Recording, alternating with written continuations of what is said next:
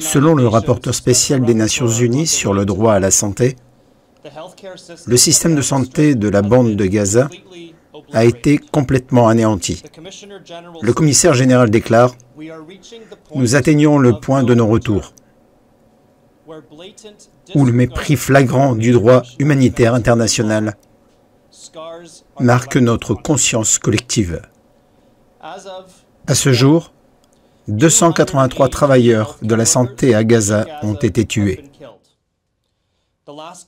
Les 2 derniers mois ont été le conflit le plus meurtrier de l'histoire des Nations Unies, avec 133 membres de leur personnel tués.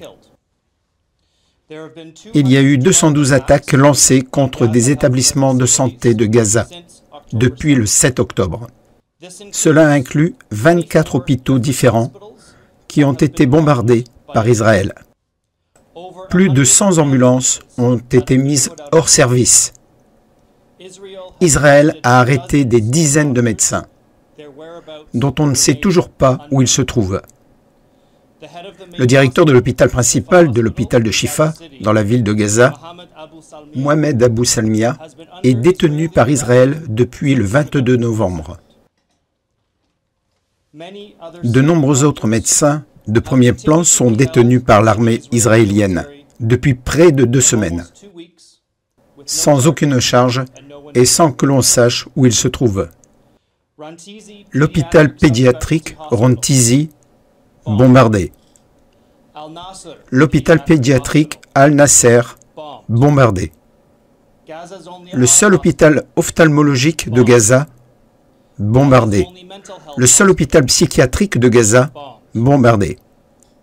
L'hôpital de rééducation de Wafa, bombardé. L'établissement pour personnes âgées immédiatement adjacent à l'hôpital de rééducation de Wafa, bombardé. L'hôpital pour enfants algériens visé par des tirs de phosphore blanc alors que c'est interdit, le 12 octobre. L'hôpital indonésien, le seul hôpital fonctionnant actuellement dans le nord, tente encore de traiter des patients tout en étant bombardé. L'hôpital de Shifa, bombardé. Les 2 écoles de médecine de Gaza, ainsi que l'université islamique de Gaza, bombardées. L'école de médecine de l'université d'Al-Azhar, bombardée. Les convois d'ambulances de Médecins sans frontières, bombardés. Les convois d'ambulances de la Croix-Rouge, bombardés. Sur les 35 hôpitaux de Gaza, 26 ne sont pas fonctionnels ce matin. 9 ne sont que partiellement fonctionnels. Mais ils fonctionnent à plus du double de leur capacité, avec une grave pénurie de fournitures, de base et de carburant. Ces établissements fournissent également un abri à des milliers de personnes déplacées. Le Croissant Rouge palestinien a annoncé hier que ces ambulances avaient cessé d'intervenir dans le nord de Gaza. Ceci en raison de l'épuisement du carburant et de la fermeture des hôpitaux. Il est désormais impossible d'évacuer les blessés du nord.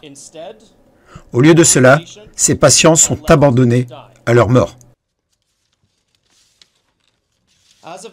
À ce jour, plus de 17 000 Palestiniens ont été tués, dont plus de 7 000 enfants. Il y a au moins 46 000 blessés, dont des milliers dans un état critique. La capacité d'accueil des hôpitaux est insuffisante pour pouvoir traiter ne serait-ce qu'une fraction de ces patients.